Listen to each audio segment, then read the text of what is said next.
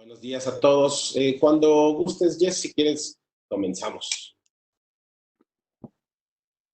Perfecto, muy bien. Buenos días, Roberto. Buenos días, Félix. Muchísimas gracias por darnos esta capacitación, la primera sesión de Teoría Económica y Filosofía en tiempos de incertidumbre. Buenos días a todos, bienvenidos. Les pedimos, por favor, que en cuanto ingresen, apaguen, por favor, su micrófono o lo desactiven, igual que la camarita, para que podamos tener una mejor percepción todos en este webinar. También aquí en la parte de las redes sociales estamos Montserrat Ovalle y yo, Jessica Pons, que les damos la bienvenida.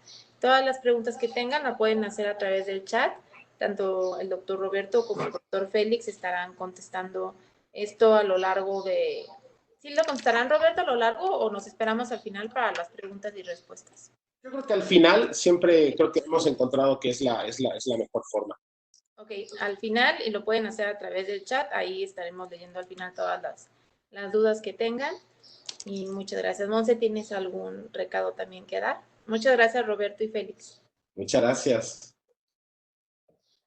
Buen día. No, bueno, simplemente les damos la bienvenida y bueno, para las personas que nos escuchan en Facebook, también si gustan o tienen dudas o comentarios, igual las dejan en el chat y ya nosotros se las hacemos llegar a los ponentes. Bienvenidos, Roberto y Félix. Perfecto, muchas gracias. Pues muchas gracias a Jessica, muchas gracias a Monse. Como siempre le agradecemos a la red de asociaciones por permitirnos pues ya vemos tratando de decir innovando o permitirnos dar esta serie de capacitaciones que quizá en otros tiempos no son tan comunes para las organizaciones sociales o que quizá en el término más tradicional de la capacitación y el fortalecimiento de las organizaciones de la sociedad civil no son precisamente tan tradicionales. Y por eso, precisamente cuando diseñamos este curso, pensamos en que a lo largo de nuestra experiencia, a lo largo de los talleres que hemos dado, de las conferencias que hemos dado, siempre ha habido algunas preguntas en que hemos identificado que son en realidad pertenecientes al área un poquito más académica, al área un poquito más de investigación, un poquito más hacia la economía, hacia la ética, hacia la filosofía,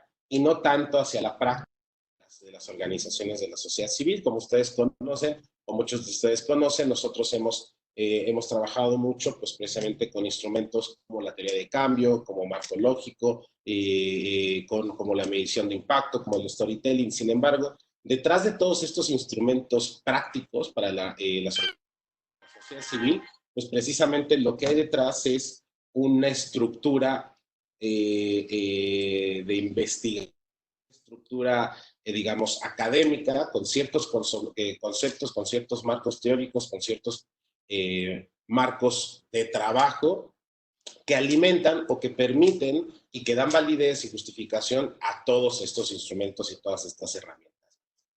Lo que hemos encontrado, dado que pues, el expertise de mi padre y mi expertise se centra por su lado en economía, por mi lado en filosofía y ética, pues precisamente hemos encontrado que ahí es donde hay un área, yo creo que un área de oportunidad para que las personas puedan contarle al mundo, utilizar sus herramientas, pero siempre contándole que cuentan precisamente con estos sustentos. Entonces, hemos decidido precisamente en este taller del día de hoy hablar de no solamente de los tiempos de incertidumbre y de cambio, que como ustedes y como todos veremos ahora, pues están, simplemente basta con girar la cabeza a la ventana, vemos que el COVID-19 ha transformado totalmente nuestras sociedades. Sin embargo, no solamente es la época de la pandemia la que ha cambiado nuestra forma de entender el mundo, también desde hace ya muchos años precisamente los temas de responsabilidad social, los temas de valor compartido, los temas de sustentabilidad, el cambio climático, todo esto ha cambiado nuestra cosmogonía, nuestra forma de comprender el mundo, nuestra hermenéutica, nuestra interpretación. Por lo tanto, es importante es importante hablar no solamente tiempos de crisis, tiempos de cambios o tiempos de incertidumbre durante eventos particulares. Hemos visto que por muchos años ha habido cambios, por muchos años vivimos en una nueva realidad, un nuevo normal llamado incertidumbre, llamado ambigüedad, llamado cambio, y precisamente en esta nueva realidad es en la que tenemos que encontrar ciertos sustentos sólidos con los cuales podemos partir. Como diría Descartes, necesitamos por lo menos un punto indudable, ¿no? Y precisamente para eso nace este taller de teoría económica y filosofía en tiempos de cambios.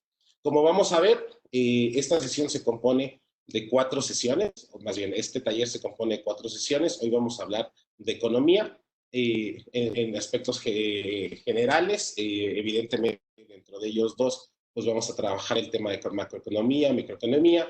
En el área de filosofía vamos a centrarnos en una charla, esto es el próximo miércoles, es precisamente el área en la que yo trabajo. Nos vamos a centrar en lo que hemos llamado una sesión conceptos básicos de filosofía para presumir en una charla de café y cambiar radicalmente mi modelo de intervención. ¿Por qué?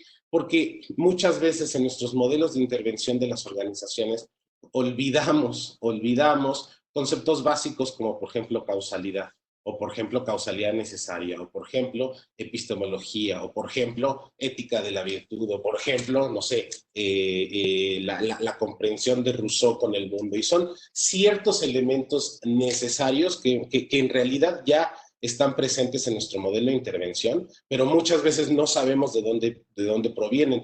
Como dicen los filósofos, no todo proviene de Nietzsche, aunque casi todo proviene de Nietzsche. Y precisamente esto es lo que vemos en la sociedad civil. Vemos que muchas de nuestras formas de trabajo, muchas de nuestras comprensiones de cómo estamos haciendo o cómo estamos llevando nuestras intervenciones, en realidad sí tiene un sustento filosófico. Esto lo vamos a hablar el miércoles. Hoy día vamos a arrancar precisamente con economía. Yo con mucho gusto me voy a presentar con largo alcance el próximo miércoles acerca de pues, el recorrido que he llevado en filosofía, pero hoy les presento a mi padre, el doctor Félix Carballo, quien muchos de ustedes ya lo conocen, precisamente lo han escuchado, que hemos dado las últimas charlas, por ejemplo, en elaboración y evaluación de proyectos productivos, o también que hemos trabajado, por ejemplo, quien lo conoce en el curso de estadística para no estadísticos de la Cátedra de Medición de Impacto, y conocen que precisamente tiene un componente que no puede evitar, dado su bagaje académico, que es la economía, y en específico, bueno, su gran conocimiento en la economía agrícola. Él proviene, él estudió en lo que hoy es Chapingo, ya les contará con mucho detalle, pero además de tener toda esta experiencia agronómica en México, tiene su maestría en el Colegio de Posgraduados, luego tiene estudios doctorales en la Universidad de Illinois y ha estado toda su vida trabajando en el sector financiero, agro de México, a lo que también habría que sumar más de 50 años de docente en casi todas las universidades del país, desde el Politécnico, el ITAM, el TEC, la UVM, etcétera. Entonces van a disfrutar mucho su clase, donde tratamos de ser, curiosamente, lo más teórico posible, porque muchas veces pensamos que la práctica es lo más importante y se nos olvida a veces el fondo. Entonces los dejo por hoy con mi padre, el doctor Félix Carballo, que seguramente va a aclarar todas sus dudas y todo aquello que ustedes siempre quisieron saber de economía y dudaron o temieron preguntar. Les cedo la palabra a él, no sin antes decir que hemos encontrado que la mejor práctica en temas de preguntas siempre es que al final de la sesión ustedes puedan escribir sus preguntas en el chat, dejarlas ahí en la caja que está a su derecha, y con mucho gusto al final de la sesión las retomaremos y explicaremos con lujo de detalle. También les pedimos a todos los que vayan ingresando si pueden apagar sus micrófonos, precisamente para hacer un poco más fácil la transmisión, para que no se corte. Les pedimos también que apaguen sus cámaras, precisamente porque a veces en el sistema, bueno, el sistema puede sobrecargarse. Son tiempos nuevos, son tiempos diferentes, son tiempos de cambio estos en los que tenemos que no solamente adaptar, pero quizá con un poco de economía, con un poco de filosofía, también podemos entender estos tiempos de incertidumbre. Así que muchas gracias. Les cedo la palabra al doctor Félix Carvalho. Muy buenos días. No sé si ya me escuchan, pero pues en primer lugar, darles gracias por tener la oportunidad de platicar con ustedes. Y realmente, como dijo Roberto, eh, eh, uno en la experiencia de la vida aprende muchas cosas. Cuando yo era estudiante y estaba tomando mis cursos de teoría económica, recuerdo que había una serie de reglas en teoría económica definen para maximizar ingresos de los empresarios.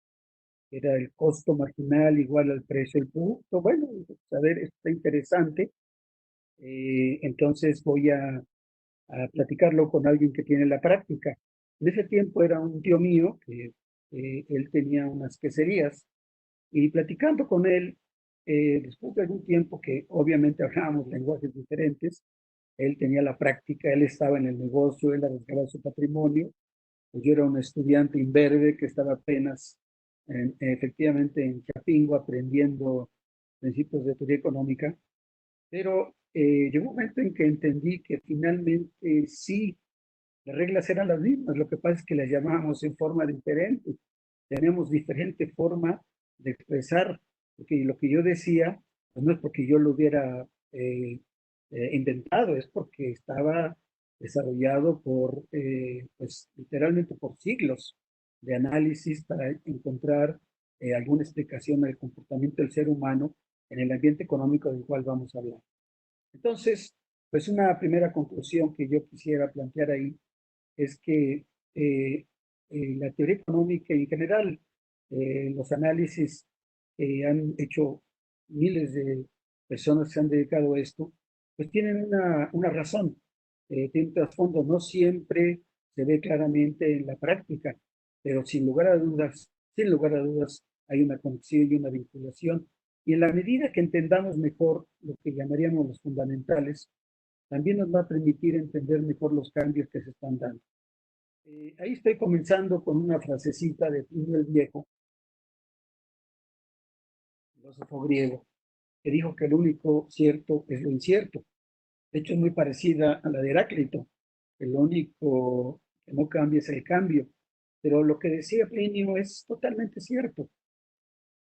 Hay una gran incertidumbre y la incertidumbre a veces tiene niveles no muy fuertes, a veces tiene niveles muy altos. Déjame entonces, en ese contexto, uno, tratar de conectarlo, primero darle el valor que tiene la teoría en cuanto que representa un esfuerzo del ser humano para entender estructuralmente los fenómenos, y segundo, su conexión con la práctica, que es pues a lo que todos estamos comprometidos, porque, bueno, pues teoría sin acción pues, sería una teoría estéril. Entonces, déjenme, aquí puse una pequeña nota, porque ustedes preguntarán, bueno, ¿por qué teoría económica en tiempos de incertidumbre? Bueno, la razón es que, como dijo Roberto, vemos a la ventana y si en general tenemos incertidumbre, ahora la incertidumbre es mayor. ¿Y, y cuál es la diferencia cuando uno habla de certidumbre e incertidumbre? Y bueno, como dirían los Simpson, ¿verdad? Una, una certeza es una acción que conduce necesariamente al resultado. Si hacemos X, va a resultar Y, ¿verdad? Pero sabemos que eso no necesariamente se da en una forma, llamaríamos, determinística, sino que puede suceder, a veces sí, a veces no. Y para eso tenemos instrumentos que se han desarrollado con el tiempo que nos permiten determinar lo que se llamaría la probabilidad del evento, que el evento suceda. Esa probabilidad, cuando la juntamos con las consecuencias de que el evento suceda, le llamamos riesgo. Es decir, tenemos efectivamente una situación en que la certeza se convierte en incertidumbre, pero tenemos como instrumento el riesgo que a través de la análisis de probabilidad y teniendo dos componentes, un componente que es la probabilidad que sucede el evento y otro componente que es el impacto que sucede el evento. De hecho, el riesgo sería la mezcla de los dos, ¿verdad? Bueno, no es muy probable que suceda esto, pero si sucede, pues yo voy a sufrir mucho. O es altamente que sucede, probable que suceda, pero pues finalmente no va a tener mayor impacto. Bueno, el producto de estos dos elementos nos da el riesgo. Pero hay una situación adicional en que efectivamente hay una incertidumbre plena. Una incertidumbre plena quiere decir que ni siquiera tenemos los instrumentos para poder evaluar o determinar la probabilidad, uno, de que suceda, aunque sí tengamos una idea del impacto. Entonces, este es un nuevo escenario. Este es algo diferente de lo que teníamos antes, porque estamos enfrentando una situación de incertidumbre mucho más profunda, lo cual no quiere decir que se vaya a resolver. El ingenio humano finalmente tiene los instrumentos para sacarlo adelante, pero quiere decir también que la teoría económica toma diferentes rumbos y no es que se transforme, se va ajustando a los cambios nuevos.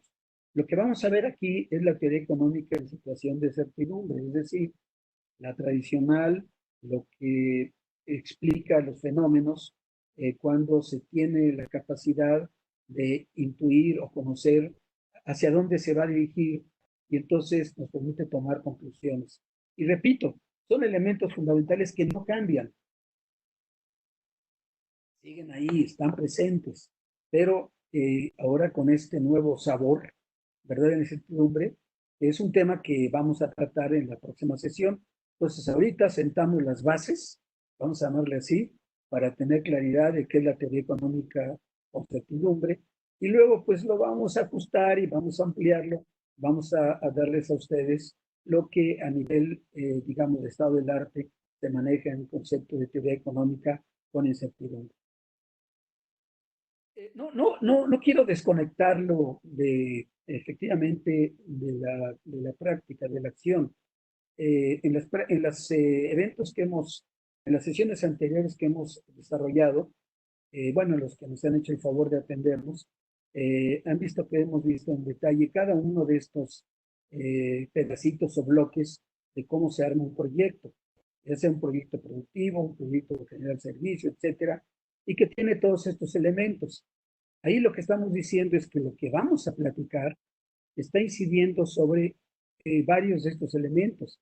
Obviamente está incidiendo sobre el mercado, cuál es nuestro segmento, está incidiendo sobre cuál es la propuesta de valor que hacemos, está incidiendo sobre la inversión, costos que vamos a incorporar, está incidiendo sobre los flujos que recibimos. O sea, las realidades y la teoría económica nos va a hablar de algunos elementos que son constantes y que están en el trasfondo, están tras vestidores, explicando cada uno de estos elementos con todas las diversificaciones, complicaciones que surgen precisamente cuando le vamos a la práctica.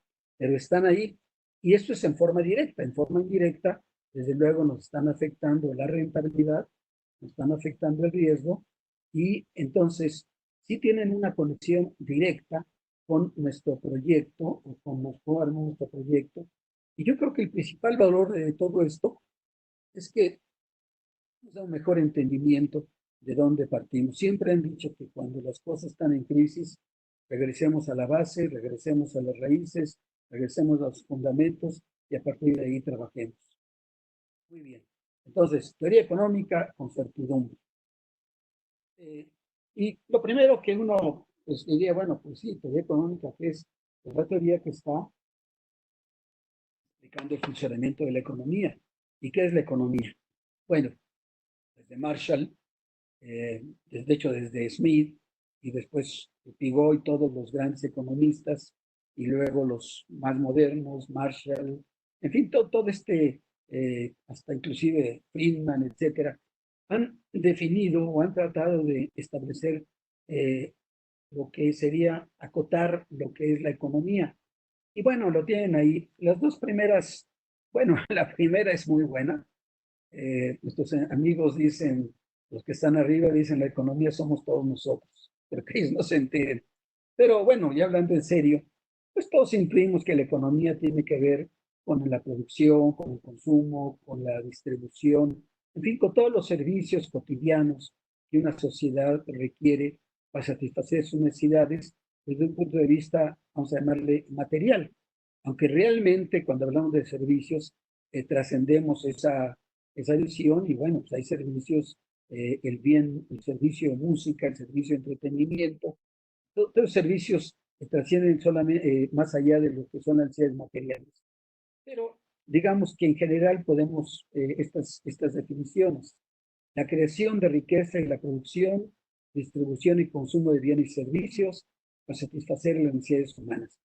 Eso está bien, es una forma intuitiva pienso yo, de entender la economía, pero digamos una forma más genérica, una forma de más, no sé llamarle más profundidad y sobre todo que cubra un espectro mayor de lo que representa la economía, es la última, que es, y se la aprende uno cuando está en la escuela, como dicen de memoria, es la asignación de medios escasos entre fines competitivos, cuando el objetivo de la asignación es la optimización y maximización de los fines.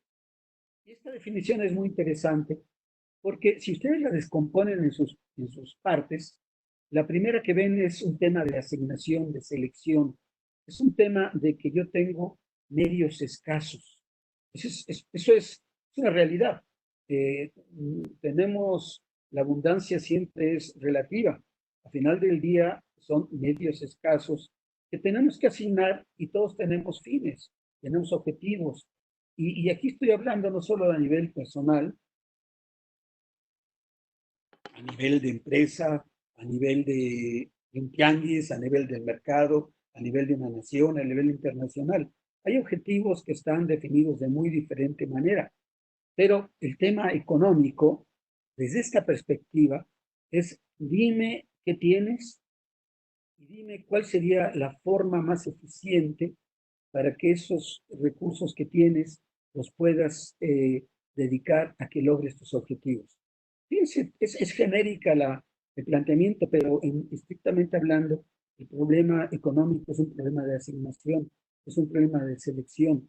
No tenemos petróleo, tenemos mucha contaminación, necesitamos ahora recursos que, bueno, no están disponibles. Si hacemos una cosa, dejamos de hacer otra.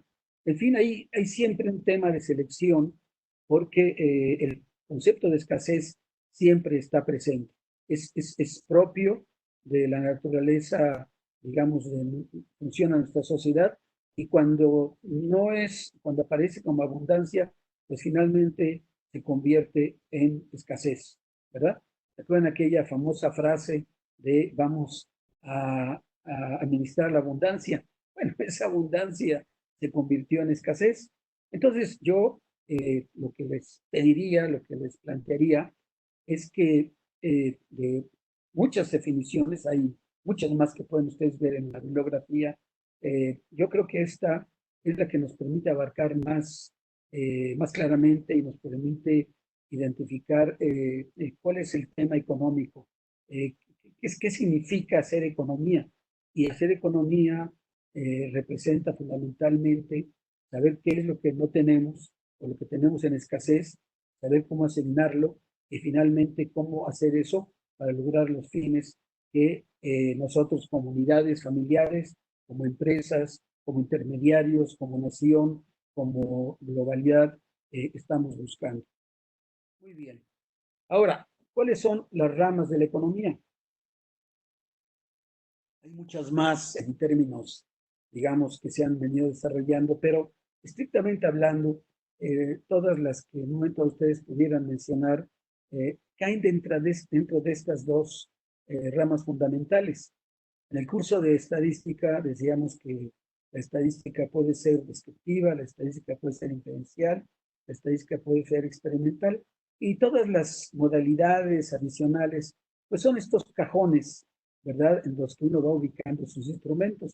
En este caso particular, en general, podríamos decir que las principales ramas de la economía es la microeconomía y la macroeconomía. Conceptos que seguramente ustedes han escuchado o que inclusive han utilizado. Ahora, ahí pusimos algunas, digamos, ideas, una muy intuitiva, desde luego que pues, todo el mundo se le viene a la cabeza, bueno, lo micro es lo pequeño, microbio, ¿verdad? Pequeño, microcosmos pequeño, y macro, pues es lo grande. Pero aunque en general podría ser intuitivamente cierto, cuando ya lo vemos al interior, vemos que no se refiere tanto a un tema de tamaño exclusivamente, sino a un tema de comportamiento. Aquí, por ejemplo, se dice, microeconomía es el estudio de las elecciones que hacen los individuos y las empresas. Ahí se ve más claramente el concepto de lo que llamaríamos tomar decisiones, mientras que la macroeconomía es el desempeño de la economía tanto nacional como global. Pero vean ustedes, estas definiciones regresan a lo que habíamos dicho, porque en un lado nos habla de tomar decisiones, en otro lado nos dice, bueno, y lograste lo que querías, el desempeño fue el que buscabas, y ahora siempre trascendemos la idea de desempeño y pasamos al tema de impacto. Pero yo les pido que todo esto que estamos planteando siempre tengan un pedacito de su mente para tratar de traducirlo a la práctica, como un servidor lo hizo con mi tío, que digamos era un gran empresario, era muy exitoso en sus negocios, y yo trataba de aprender y trataba de encontrar esa conexión entre lo que a mí me enseñaban en el salón de clases y cómo operaba la realidad. Muy bien. ¿Cuáles son las variables de interés en la microeconomía? Bueno, la microeconomía se refiere fundamentalmente al comportamiento individual en un sentido de unidades. La unidad puede ser el hogar, la unidad puede ser una empresa, la unidad puede ser una organización de productores, la unidad puede ser alguien que tiene un puesto en un tianguis, la unidad puede ser alguien que se dedica a exportar e importar, la unidad puede ser General Motors, la unidad puede ser Apple, la unidad puede ser Netflix, o sea, en realidad nos habla del comportamiento de esa unidad de producción o, en el caso de las familias, de la unidad de consumo. Es decir, son los elementos que juegan aquí, que están variando. Y fíjense que no estamos hablando estrictamente de tamaño, estamos hablando de comportamiento, de lo que representan los cambios para estas unidades. Por ejemplo, cuando yo hablo de Apple, pues estoy hablando microeconómicamente, porque bueno, Apple tiene, como vamos a ver, demanda, su oferta, tiene sus condiciones particulares, etcétera. Pero la economía de Apple, el tamaño de Apple es superior, desde luego, al tamaño de muchas naciones. Entonces, cuando uno dice, no, es que lo macro es lo grandote, pues no, fíjate que hay empresas micros o temas microeconómicos que pues el tamaño trasciende muchas economías nacionales, ¿verdad? Y no se diga cuando hoy tenemos el tema de globalización, tenemos la fusión de empresas que aumentan de tamaño y aumentan de tamaño, pero siguen siendo un tema microeconómico. O, por ejemplo, esto se da mucho en la agricultura, se van desapareciendo las empresas familiares, se van integrando grandes empresas que hacen lo que hacían antes los pequeños productores, o organizaciones que tienen un tamaño y que todavía y que tienen en el sentido un comportamiento microeconómico en este contexto. Entonces, aquí, así como en antes dijimos que por favor guardaran la idea de lo que es o de lo que estamos entendiendo aquí por economía, aquí les pido que guarden esa idea, ¿no? Cuando hablamos de microeconomía y vamos a hablar de microeconomía, fundamentalmente nos estamos refiriendo a comportamiento, no solamente a tamaño, claro, es una variable que está jugando en este sentido. Ahora, ¿cuáles son las preocupaciones de la microeconomía?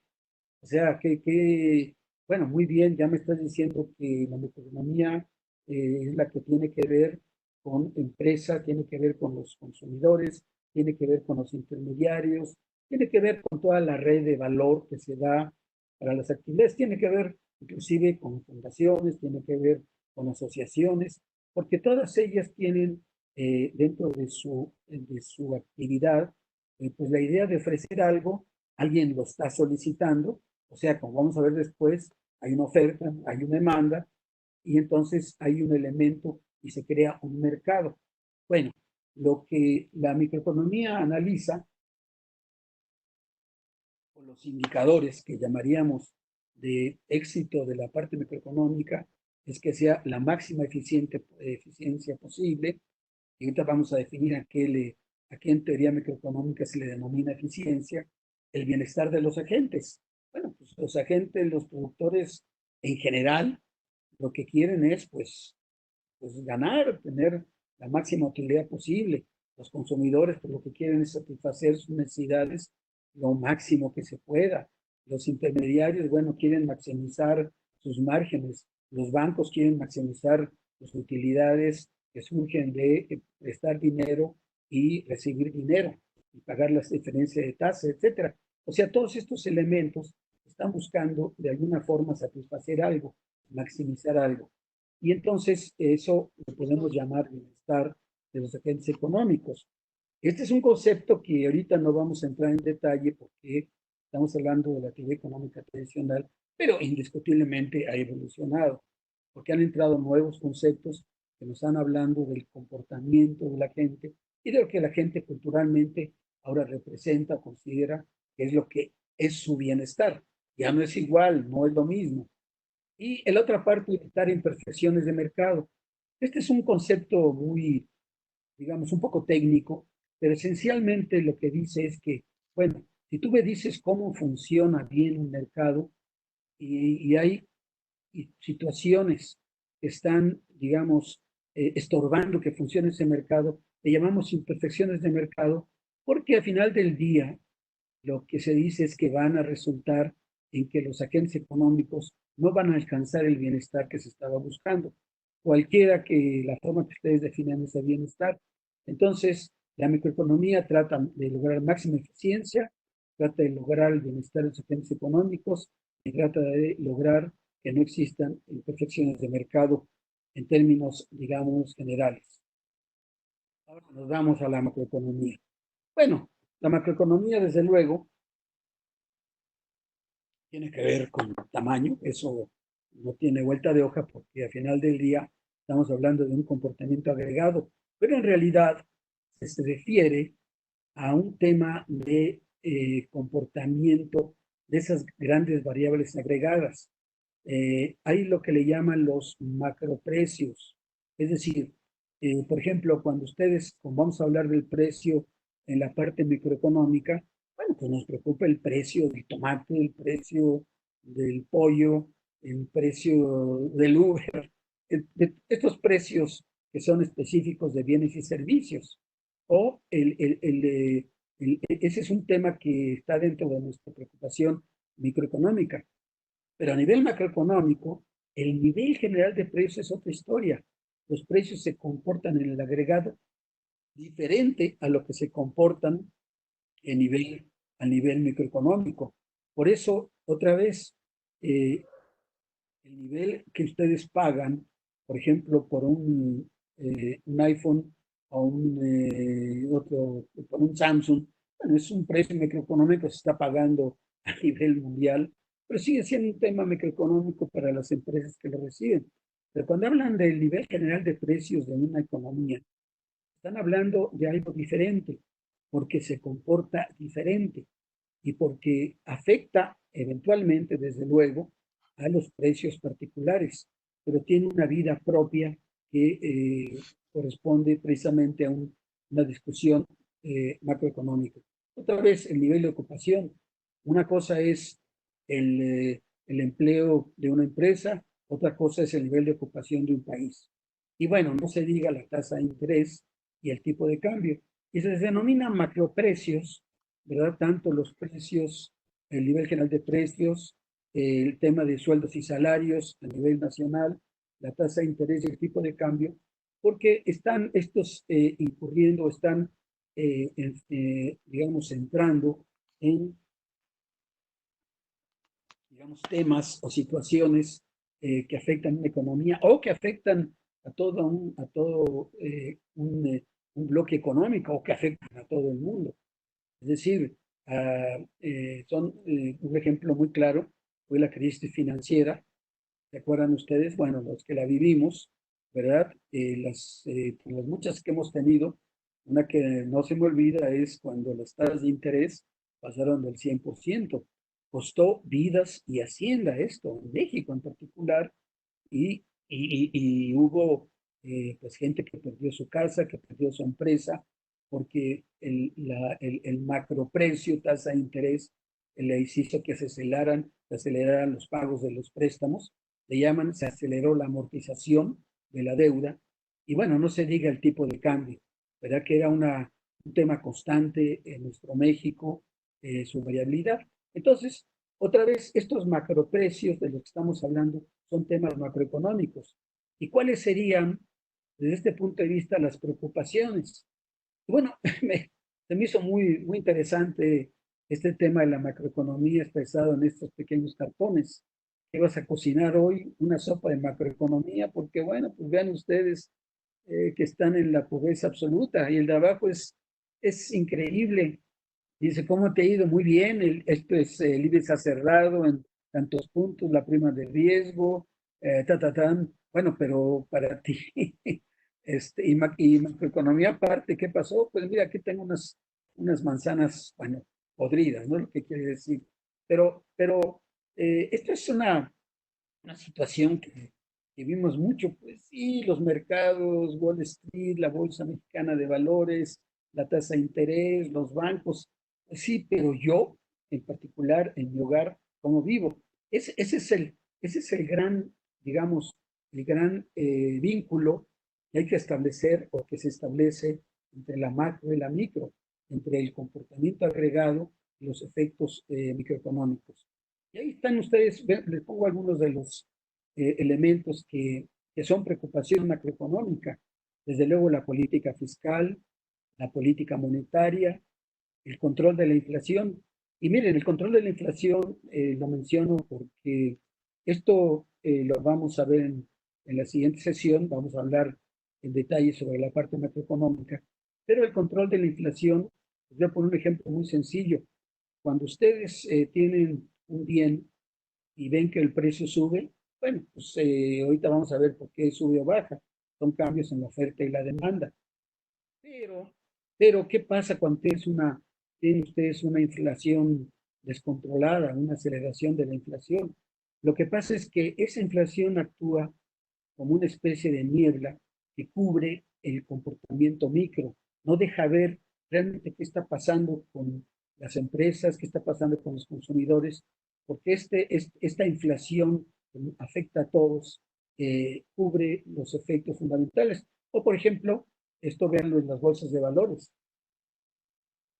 Cuando las bolsas de valores entran en una situación de descontrol, resulta que las acciones suben y bajan, pero las empresas están igual, no han hecho nada, oye, mi empresa, el valor de mi acción está cayendo, pero pues yo sigo produciendo lo mismo, mi mercado está bien. Sí, porque hay un efecto macro que se está dando ahí. Y luego el tema de ocupación plena, que a todos nos ocupa, la idea pues, de que todo el mundo tengamos trabajo, etcétera, etcétera. La balanza de pagos y la balanza comercial, que fundamentalmente pues, se refieren a las llamadas cuentas nacionales. O sea, la idea de que, pues eso sí, un país es como un hogar, pues tiene, debe, compra, etcétera, y bueno, tiene que pagar y luego no tiene que pagar. También les recuerdo a ustedes que lo vivimos mi generación en aquella gran crisis cuando pues nos quedamos sin divisas y como nuestra economía estaba basada en comprar insumos del exterior, dependíamos mucho del exterior y no teníamos dólares, bueno, pues se acuerdan que ya no había pasta de dientes. ¿Por qué? Porque los insumos para producir pasta de dientes pues venían precisamente del exterior. Entonces, y la otra gran tema, inversión privada y pública. ¿Cómo se relacionan? ¿Cómo afectan? Estos son temas que nosotros encontramos todos los días en el periódico, a todos nos preocupan. Y otra vez, repito, el tema de incertidumbre le está dando un sabor diferente a lo que tradicionalmente manejamos. Muy bien. Ahora, desde el punto de vista económico, se dice que las decisiones básicas de toda economía, y no importa cuál sea la organización económica, no importa qué tipo de esquema de relación económica tenemos, pues son las mismas que producimos, ¿verdad? Y ahí comienzo ya a relacionarlo con los temas que hemos estado platicando en las sesiones de proyectos productivos. Es, bueno, qué producir, ¿verdad? Es decir, ¿cuál es mi segmento de mercado? ¿A quién atiendo? ¿Qué produzco? Y lo pueden ver nacionalmente, lo pueden ver internacionalmente, etcétera. ¿Cuánto producir? Bueno, si produzco demasiado, pues entonces ya pues no me lo van a comprar porque el mercado va a estar excedido. Si no produzco suficiente, pues tengo el problema de que va a haber una demanda que no estoy satisfaciendo. Ahora, ¿cómo produzco? Es un tema fundamentalmente de tecnología. ¿Cómo produzco? Y lo refiero a este Tetris que estamos viendo con los productivos, es cuál es la tecnología a usar. El otro gran tema que sí es, digamos, y que tiene que ver claramente con el tipo de organización económica es para quién producir, ¿verdad? Es decir, la pregunta original es, bueno, ¿quién se apropia? ¿Quién recibe? Y bueno, hay respuestas a todo esto, pero independientemente de la respuesta que se dé, independientemente de cuál sea la organización económica, las preguntas siguen siendo las mismas. ¿Qué produzco? ¿Cuánto produzco? ¿Cómo produzco? ¿Y para qué produzco? Es más, si lo vemos desde el punto de vista de nuestra situación actual, pues la pregunta va a ser la misma. ¿Qué producimos ahora? ¿Cuánto producimos? ¿Cómo producimos? ¿Y para quién producimos? ¿Como sociedad o como empresa? Y esta pregunta va a tomar una diferente modalidad cuando ya estemos saliendo de este tema actual, porque hay que, como dijo Roberto, hay un nuevo normal y las respuestas del nuevo normal van a corresponder a una forma diferente de responder a las decisiones básicas de toda economía, pero las preguntas siguen siendo las mismas. Esto lo quiero enfatizar como un tercer tema. Otra vez los fundamentos, la idea de que, bueno, está cambiando la circunstancia, está cambiando la coyuntura, pero abajo sigue siendo lo mismo en el contexto de que es una estructura que corresponde pues, a la naturaleza humana, corresponde a cómo el hombre hace sus cosas, pero ahora está tomando respuestas diferentes. Como dicen, no podemos resolver problemas nuevos con instrumentos viejos. Muy bien. Ahora, ¿cuáles son los sistemas de organización económica que platicábamos? Esto es, digo, simplemente es de experiencia que todos tenemos, no es ninguna novedad, pero simplemente es para explicitarlo, ¿verdad? En que nos está dando idea de la diversidad, de cómo se organizan las economías para responder esas mismas cuatro preguntas a las que hemos hecho mención. ¿Qué voy a producir? ¿Cómo voy a producir? Así, cuánto voy a producir, cómo voy a producir y para quién voy a producir. Es decir, el qué, el cuánto, el cómo y el para quién. Son preguntas fundamentales que inclusive tienen que ver, pues, para organizaciones de muy diversa naturaleza. Ustedes piensan en fundaciones, bueno, pues, la pregunta sigue siendo la misma. ¿Qué les voy a ofrecer? La segunda pregunta, ¿cuánto puedo ofrecer? ¿Cómo lo voy a ofrecer? ¿Cómo voy a distribuir mis servicios? ¿Cómo los voy a hacer llegar a mis beneficiarios? Y lo más importante es para quién, ¿verdad? ¿Para quién va a ser esto? Entonces, estas preguntas están en forma constante, siguen presentándose, y yo creo que cualquier segmento que ustedes piensen, eh, eh, digamos, de actividad humana, de alguna forma tiene que responder a estas cuatro preguntas. Economía de mercado es la forma más pura, entre comillas, ¿verdad?, a la que responde la teoría económica. Es la organización y asignación para la producción y consumo de bienes y servicios que surgen del juego entre oferta y demanda. Hay un libro, seguramente los compañeros que han tomado economía lo conocen, de Paul Samuelson. Y Paul Samuelson, un economista del MIT que pues, se hizo famoso precisamente porque a través de su libro la mayoría de la gente conocimos, estudiamos economía. Y dice él en uno de sus primeros capítulos, dice que hasta un loro puede aprender economía si puede decir oferta y demanda, porque oferta y demanda es la expresión última más sencilla de cómo se organiza una economía de mercado. ¿Cuál es la oferta? ¿Cuál es la demanda? Y obviamente, ¿qué hay entre los dos? Pero desde luego que esta economía de mercado en un sentido puro, pues no existe porque con el tiempo y con todos los avatares que hemos tenido como sociedad, se ha ido transformando en lo que podríamos llamar una economía mixta. Es decir, una economía en la que el Estado está participando, los medios de producción son parte de la propiedad privada, parte de propiedad pública, y hay tres sectores que están operando: el público, el sector llamado social, el sector privado, ya sea nacional o extranjero.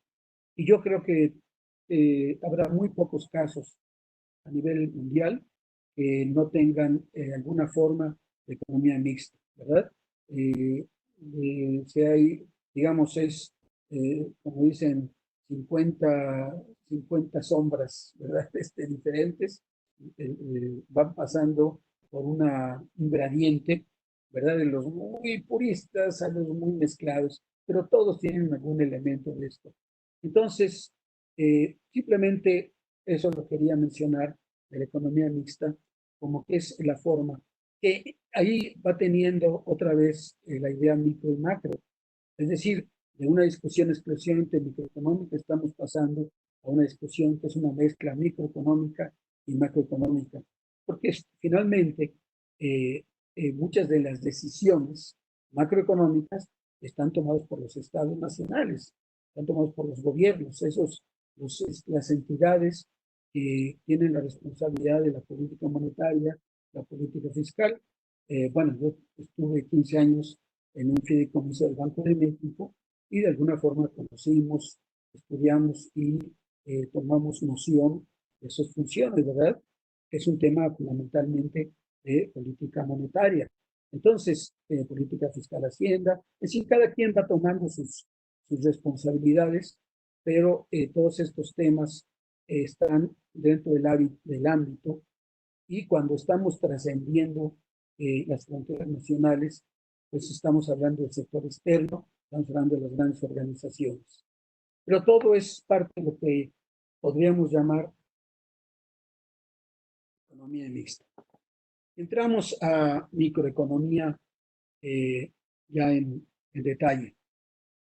Bueno, decíamos que la microeconomía finalmente lo que expresa es la asignación de medios, bueno, la economía en general, la asignación de medios escasos entre fines competitivos, cuando el propósito de la asignación es la maximización de los fines o de los objetivos que buscamos. En la microeconomía, esto se traduce en tres variables fundamentales: la oferta, la demanda y el precio. Es decir, el precio es precisamente ese vínculo entre oferta y demanda, la conexión que hay entre lo que los productores, las empresas, y en su sentido más amplio, y no solamente productos físicos, sino inclusive bienes intangibles, servicios, etcétera, están ofreciendo. Siempre hay un precio implícito. Puede ser un precio monetizado o puede ser un precio que alguien llamaría como costo de oportunidad, o un precio implícito, un precio imputado que responde también a las condiciones, pero oferta, demanda y precio son el nombre del juego. ¿Cuáles son los componentes del mercado? Bueno, la demanda, la oferta y algo que decíamos, el precio. Pero aquí, y ya entramos de lleno en teoría económica, cuando se habla del precio, no es, desde el punto de vista de teoría económica, para buscar los fundamentos, no es el precio aquel que es diverso, amplio, que responde a condiciones de espacio, tiempo y forma muy particulares, porque, bueno, sabemos que los productos no se producen ni en la forma, ni en el momento, ni en el lugar donde lo requieren los consumidores. Es decir, bueno, pues el tomate, pues hay que traerlo allá, hay que producirlo en el campo, hay que transportarlo y hay que llevarlo a distribución, hay que llevarlo a los centros comerciales que pues los tenga. Y en este camino, y es cierto para todos los productos y los bienes, tienen ustedes lo que en la economía se llama la utilidad de espacio, tiempo y forma. Es decir, le están agregando un valor. Por ejemplo, si es la utilidad de espacio, pues lo están haciendo a través del transporte. Si es la utilidad de forma, lo están haciendo a través del procesamiento. Si es la utilidad de tiempo, lo están haciendo a través del almacenamiento. Pero en la teoría económica, digamos, básica que estamos viendo, vamos a hablar del precio de equilibrio, donde estos componentes no aparecen todavía, pero que están sostenidos sobre ese precio de equilibrio. Es como dicen en la parte agrícola, el precio y las bases, ¿verdad? El precio, por ejemplo, del maíz en el mercado de la bolsa de Chicago, y las bases es todo lo que implica traerlo desde Chicago hasta México, ¿verdad? Todos los costos de transporte, de almacenamiento, etcétera. Entonces, es un poco la misma idea. Bueno, pero ¿cuál es ese precio de equilibrio? ¿Cuál es ese precio básico sobre lo que lo demás se va construyendo? Y entramos a la ley de la demanda. ¿Cuál es la ley de la demanda? Bueno, ya saben que esta es la ley que todos obedecemos, aunque no quisiéramos. Y la ley de demanda es muy sencilla. La ley de demanda surge de una serie de consideraciones teóricas, pero pues, tampoco tenemos que llegar tan lejos, ¿verdad? Simplemente pensemos en nuestro comportamiento. Los consumidores están dispuestos a comprar más de un producto o servicio cuando baje su precio y menos de ese producto cuando suba su precio, ¿verdad? Entonces, en ese sentido, eh, lo que dice la ley de la oferta, en este caso la ley de la demanda, es que hay una relación inversa entre el precio y cantidad demandada. O sea, más demanda, menor precio. O menor precio, más demanda. ¿De qué depende la demanda de un bien y servicio? Bueno, ya hemos establecido que en relación al precio, la ley de la demanda se refiere exclusivamente al precio de un bien.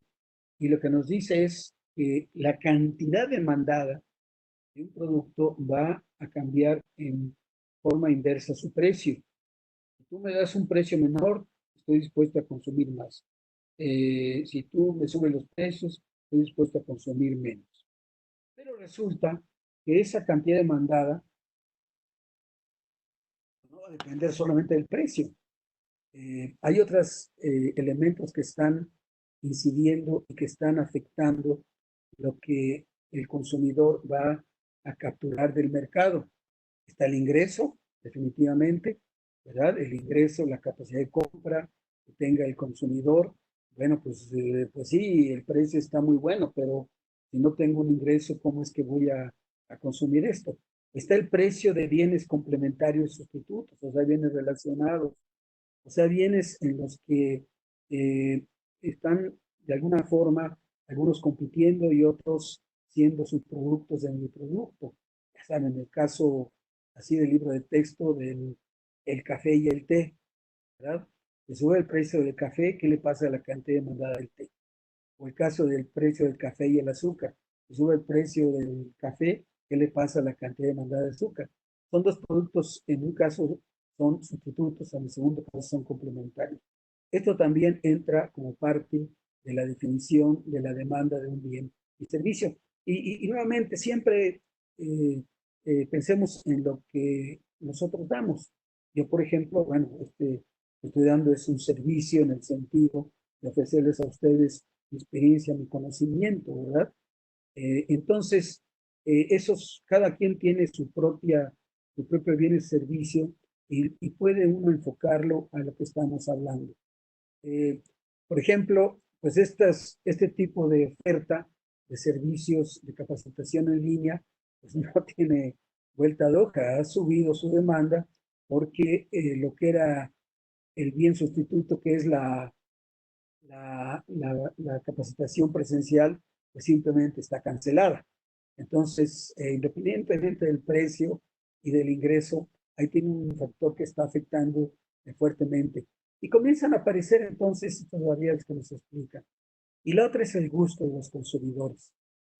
Cuando un servidor estaba en la Universidad de Illinois, yo tenía que tomar, estaba yo en el departamento de economía agrícola, estaba en un lado del campus y tenía que tomar un curso, tomaba cursos también en el departamento de administración de negocios.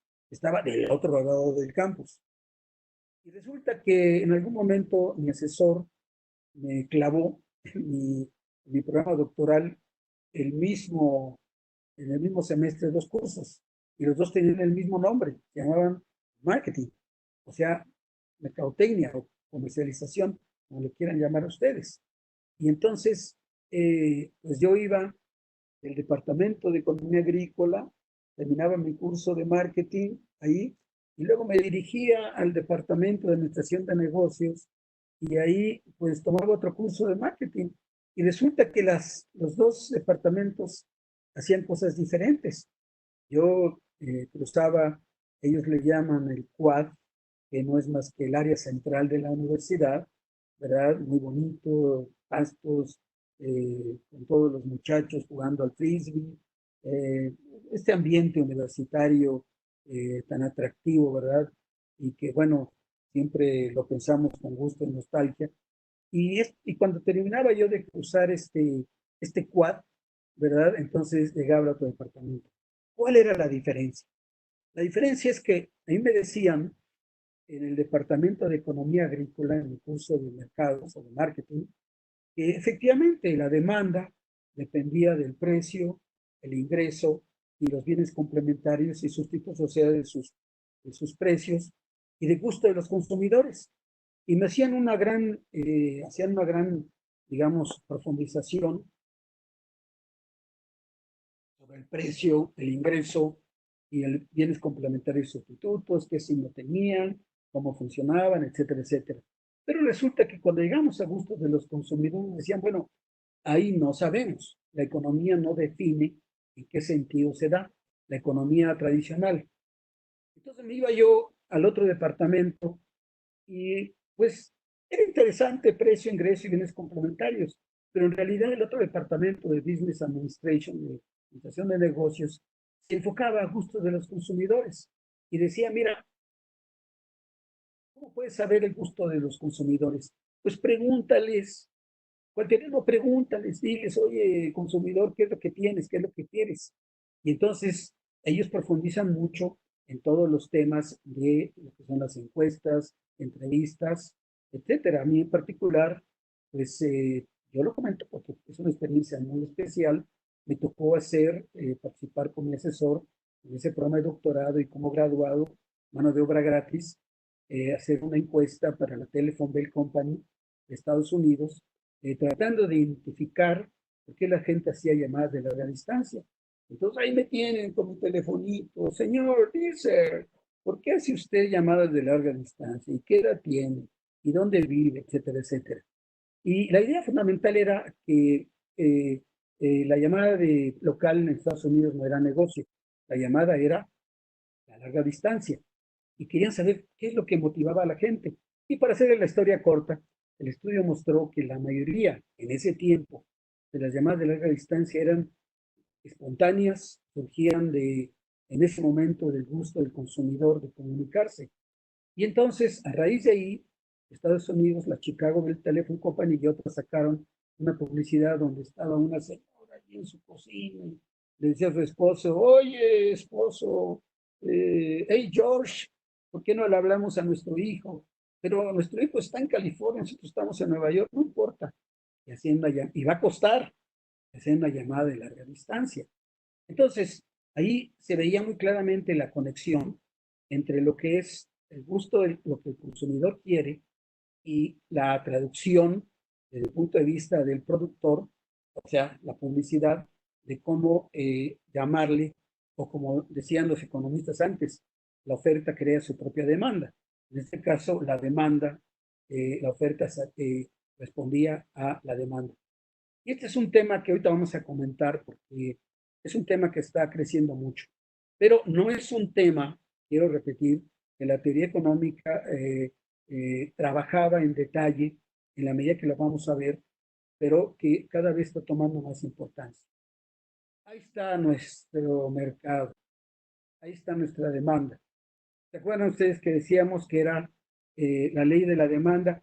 Estos no son, desde luego, más que modelitos, abstracciones que nos sirven para pues, visualizar las ideas que hemos expresado, digamos, en forma textual, pero para que comiencen a quedarse un poco grabadas en nuestra mente. Este es, como otra vez, como decía Samuelson, ¿no? Si un loro aprende a decir oferta y demanda, ya sabe economía. Y ahí está nuestra demanda. Como decíamos, la demanda, aquí está la demanda, hay una relación inversa entre precio y cantidad. Si yo aumento el precio, disminuye la demanda, y bajo el precio, aumenta la demanda. ¿Verdad? Eso es lo que está diciendo. Y una forma de expresarla muy sencilla es esta. Ahí lo tiene, ¿verdad? Aumenta la cantidad y disminuye el precio. Perfecto. Ya resolvimos una. Ya tengo la visualización de qué es lo que me estás diciendo cuando estás hablando de la ley de la demanda y cómo se da ese relacionamiento inverso entre cantidad demandada y precio. Muy bien. Pero resulta que no es el precio el único que afecta a la demanda. Resulta que también el ingreso afecta a la demanda, pero la afecta en una forma diferente. La afecta en un sentido de que, decimos en economía, se desplaza la curva de la demanda. La curva de la demanda sigue siendo esta. La relación entre precio y cantidad se mantiene constante, pero ahora resulta que como ha mejorado el ingreso, lo que está diciendo es que porque tengo más ingreso, por el mismo precio estoy dispuesto a consumir una mayor cantidad. Es una idea muy sencilla, pero opera también al revés, ¿verdad? Opera también al revés, porque lo que dice es que si el ingreso baja, entonces al mismo precio voy a consumir una cantidad inferior. Entonces comenzamos ya a armar nuestro pequeño modelito teórico. Decía eh, decía Friedman que no es posible que con tantos supuestos como estos que están aquí, uno pueda intentar explicar la realidad. Y su lógica decía, bueno, ¿qué importa el realismo de los supuestos? Y ponía el ejemplo de un experto jugador de billar que decía, el experto jugador de billar opera, funciona, como si supiera las leyes de la geometría, de la física, de la fricción, etcétera. Pero en realidad no las sabe, las intuye y las maneja. Y lo que hace finalmente la prueba de ácido es que tiene la capacidad de hacer el tiro y poner la bola donde él quiere.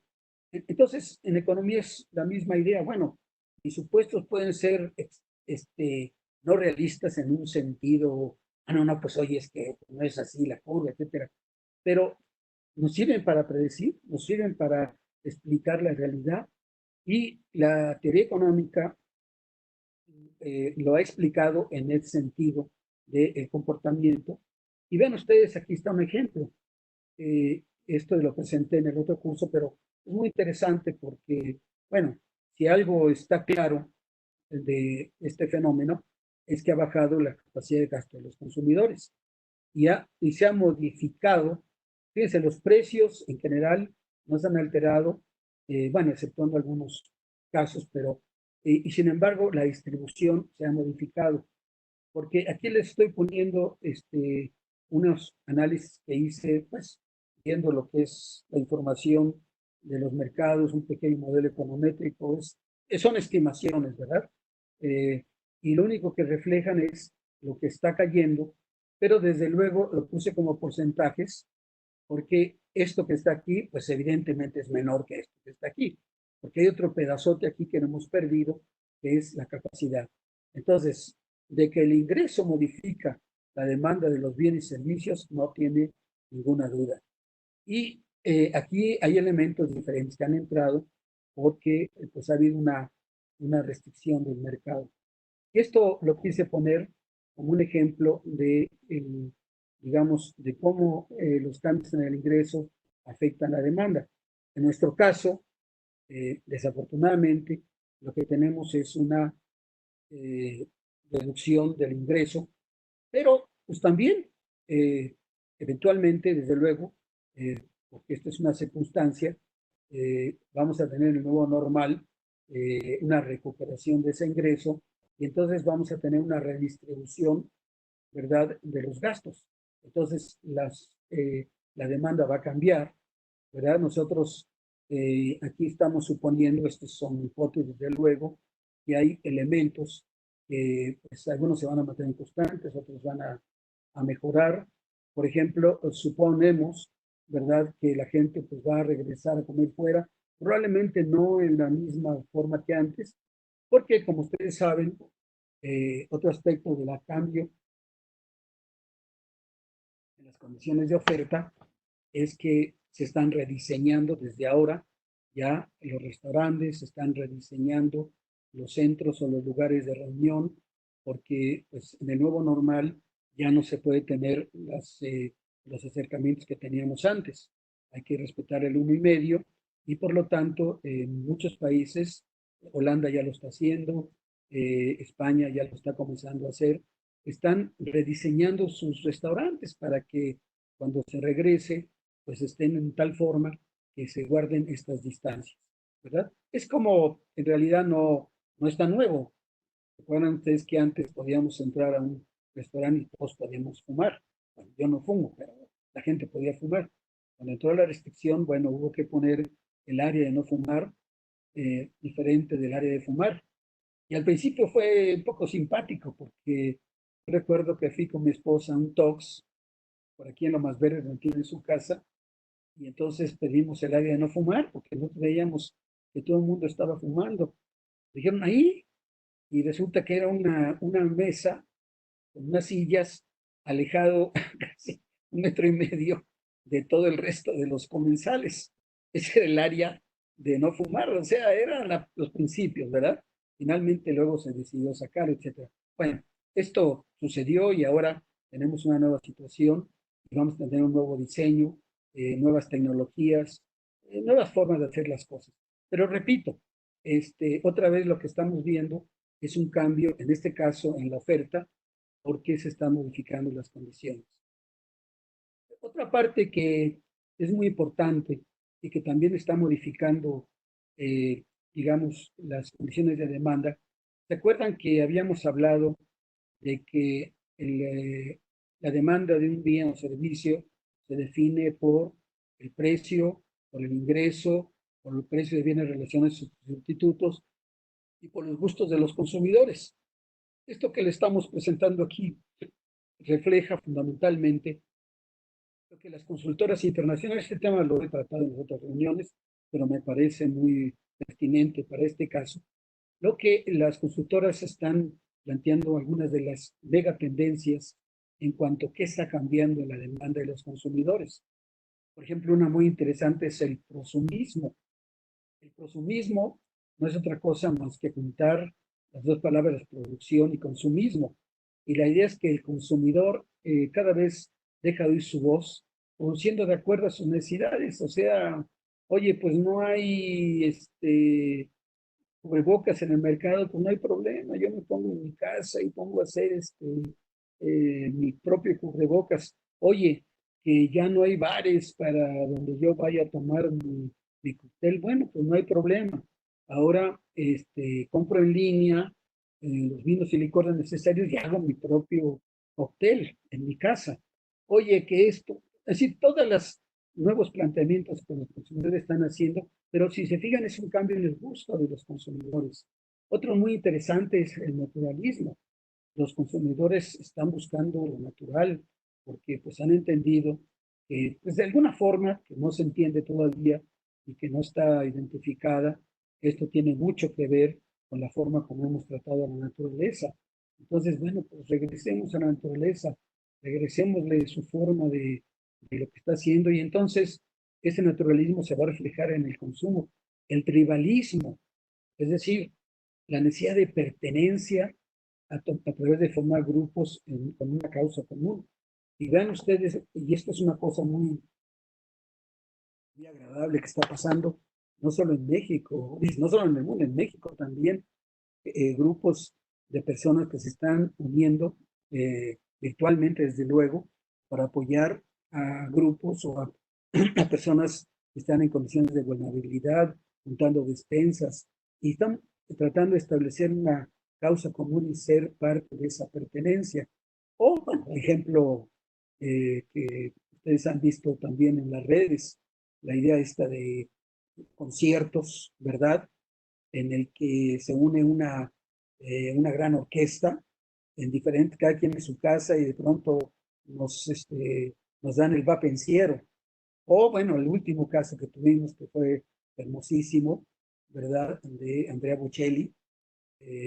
Cuando nosotros terminamos en la casa de ustedes de verlo, yo vi en el YouTube 400,000 vistas. 2 días después tenía 33 millones de vistas. Y ahorita pues no tengo idea, no lo he visto, pero seguramente tiene mucho más. La idea de nostalgia, no voy a abundar en estos temas, pero hay dos últimos que sí quisiera mencionarlos. La autenticidad. Y tiene que ver con lo que les comentaba de la publicidad. Las redes sociales y la publicidad tradicional han generado el deseo de autenticidad y realismo. Ya no queremos que nos vendan cuentitos de vida. Ya no queremos que nos digan cosas que no son. Queremos la verdad. Queremos tener autenticidad y queremos tener realismo. Esto es una práctica que está ahí y alguien te puede decir, pues sí, pero pueden seguir con las mismas ideas, pueden hacer, como decía, la oferta creando su propia demanda. No, porque están las redes sociales. Y las redes sociales nos han llevado a un mundo de transparencia, dicen los americanos, de accountability. Es decir, tenemos que dar cuenta de nuestros hechos, porque si no damos nosotros cuenta, alguien más lo va a hacer. Y hay muchos casos que pues, todos tenemos en la mente, ¿verdad? Que se han revelado a través de redes sociales. Eh, Recuerdan el rey de España, fue un caso muy especial, pero vean ustedes que tiene consecuencias que están estableciendo una nueva forma de consumidores. Y otro que pues es evidente y nosotros aquí somos otra muestra, la digitalización. Las nuevas tecnologías digitales han cambiado la forma de producir, distribuir, consumir y comunicarse. Ups, pues no es como habíamos definido en alguna de estas definiciones la economía, producir, distribuir y consumir. Entonces la digitalización también está cambiando la economía. Y todo esto se refiere a los cambios en los gustos de los consumidores, a los cambios en la tecnología, en este caso de oferta, pero los básicos, los fundamentos siguen ahí. La demanda sigue respondiendo al precio, la demanda sigue respondiendo al ingreso, la demanda sigue respondiendo al precio de bienes sustitutos y relacionados y complementarios. Pero ahora todo, digamos, complementado precisamente por estas llamadas megatendencias. Muy bien. Ahora, ¿qué dice la oferta? La ley de la oferta. La ley de la oferta establece, pues lo mismo que la demanda. La diferencia es que en lugar de ser un signo positivo de la relación entre oferta y precio, perdón, un signo negativo entre oferta y precio en el caso de demanda, se convierte en un precio en una relación positiva. Es decir, los productores están dispuestos a ofrecer más si el precio es mayor, los productores están dispuestos a ofrecer menos si el precio se deprime, ¿verdad? Es decir, y otra vez repito, productores, empresas, organizaciones, fundaciones, y otra vez el precio tiene un significado muy amplio en este sentido. ¿De qué depende la oferta de un servicio? Bueno, igual que la demanda, y repito, ¿se acuerdan? ¿Cuáles eran los factores de la demanda? Los factores de la demanda era el precio, el ingreso, el precio de bienes relacionados a sus productos y gustos de los consumidores. Bueno, igual, en el caso de la oferta, el precio depende, perdón, la oferta depende del precio, depende del precio de los insumos, o sea, los costos, y depende de la tecnología. Y depende de la tecnología porque son estos elementos que van a incidir sobre la oferta del servicio. Y vamos a ver cómo opera la ley de la oferta. Ahí está la oferta. ¿Verdad? ¿Se acuerdan de la demanda? Teníamos una relación inversa. Y aquí tenemos la oferta. Y bueno, recordando nuestros cursos de geometría analítica, ¿verdad? Está como una línea recta. Evidentemente, pues lo más probable es que no sea tal, pero bueno, esto tiene un fin más que todo de simplificación. Y en geometría analítica, ¿se acuerdan que una línea recta estaba determinada por la ordenada del origen y por la pendiente, ¿verdad? Y es igual a mx más xd, ¿verdad? Donde b era la pendiente y m era la ordenada del origen.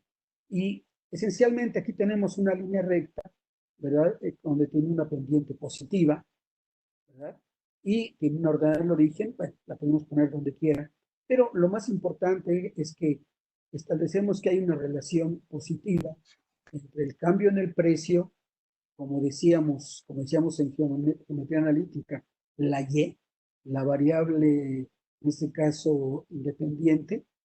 ¿Se acuerdan? El eje vertical y el eje horizontal, en este caso la X, que es la cantidad ofrecida en el mercado, ¿verdad? No necesariamente la cantidad producida, porque entre la producción y la oferta pues hay algunas etapas, pero vamos a manejarlo y aquí es donde regresamos a aquello que les decía, que estos fundamentos parten de lo que se llama una economía de punto de alquiler, en el que no existe el espacio, ni el tiempo, ni la forma, ¿verdad?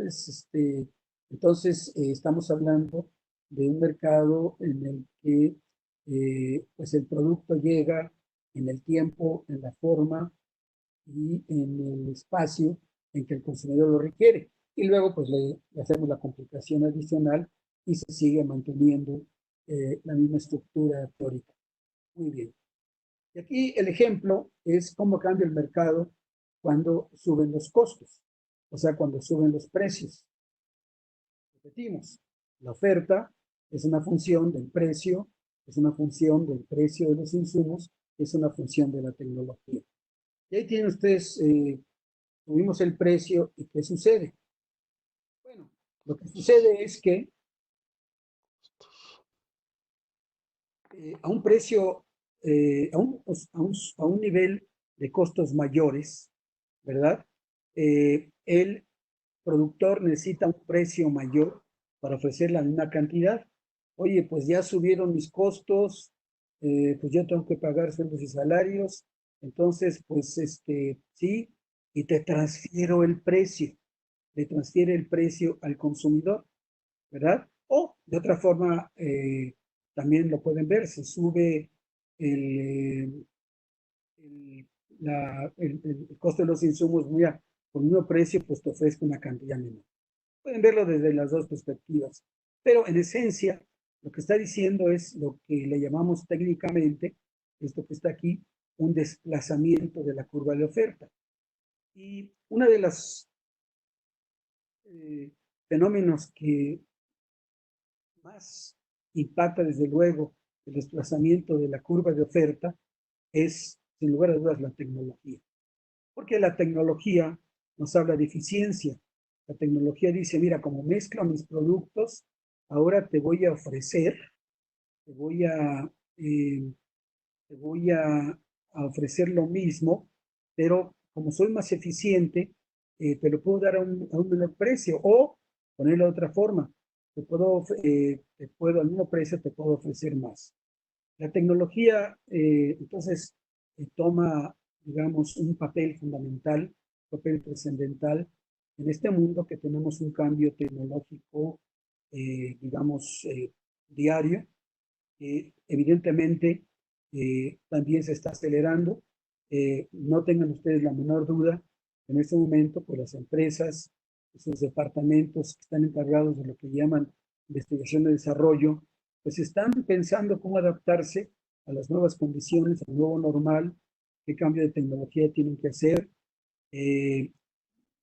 Van a requerir otros insumos que antes no tenían, o cómo están afrontando la escasez de insumos, cómo lo están sustituyendo, en fin, todo esto desde luego ustedes pues, lo tienen muy claro, entonces es algo que está en el ambiente. Pero yo lo que les pido nada más es que conserven esta idea muy sencilla, ¿verdad? De que así como hay variables fundamentales que determinan la demanda de un mercado, en un mercado hay variables fundamentales que determinan la oferta. Pueden tomar muy diferentes modalidades, pero que siguen siendo el precio, que siguen siendo el precio de los insumos y que sigue siendo la tecnología. Alguien le agregaría, y tiene sentido, la población. Normalmente algunos dicen, bueno, también la población, porque ahora somos más, y entonces, como somos más, los mismos que somos más, estamos dispuestos a pagar un mejor precio por la misma cantidad, competimos por ella. No sé cómo llamarlo, digamos, un poco no tan definible y por lo tanto no es tan claro como en el caso del precio, la tecnología y el precio de los insumos. Ahora, en esta economía de punta de alfiler, la expectativa es que se alcance un equilibrio del mercado. Es decir, la teoría dice que hay fuerzas en el mercado que son de sentido común, que están implicando, que están suponiendo que vamos a tener un equilibrio de mercado. No vamos a tener una situación en que el precio sube, el precio baja. Ay, pero pues eso es lo que está pasando. Sí, pero eso sucede porque están aquellos conceptos, ¿se acuerdan? De imperfecciones del mercado, situaciones del mercado particulares que ahorita vamos a platicar, y luego, desde luego, aquellos temas de incertidumbre que trataríamos en la reunión del viernes. El equilibrio del mercado se explica de la siguiente forma. Supongamos, así decimos, ¿verdad? Supongamos que estamos en equilibrio. Partamos de esta situación en que tenemos el precio de equilibrio, la oferta es igual a la demanda, y déjenme comentarles, no de aquí el tiempo ni, digamos, para poder explicar qué hay atrás del por qué se supone que opera la ley de la demanda y por qué se supone que opera la ley de la oferta, porque hay una relación negativa en un caso, en otro caso positiva. Eso nos llevaría atrás a conceptos como las curvas de indiferencia, nos llevaría a la función de producción en caso de la oferta, pero esencialmente lo que está atrás son dos conceptos, que es el bienestar de los agentes. En el caso de la demanda, la idea es que atrás de la curva de la demanda, ese comportamiento, está la idea que los consumidores quieren maximizar su satisfacción. Cualquier cosa que signifique esto en un sentido más amplio. Entonces se demuestra, tanto matemáticamente como analíticamente, que esa curva de demanda expresa una situación en que los consumidores, con un presupuesto dado, están maximizando su satisfacción. ¿Verdad? Están llegando al momento en que, como dicen, tienen cubiertas sus necesidades en la mejor forma posible. Y por otro lado, está la oferta, que lo que está atrás de eso es toda la estructura de los productores, toda su estructura de costos, toda su tecnología y la búsqueda de maximizar su utilidad.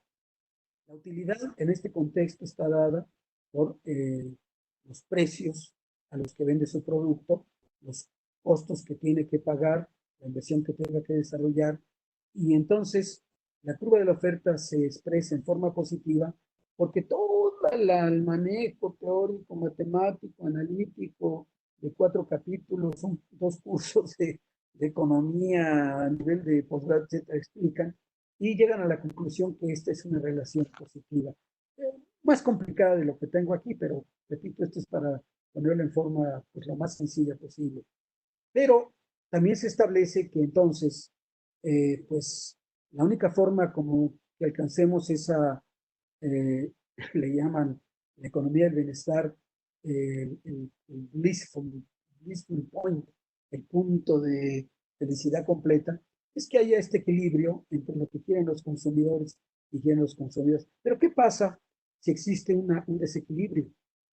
Es decir, ¿qué pasa si el precio no está en el punto de equilibrio, sino está por encima del punto de equilibrio?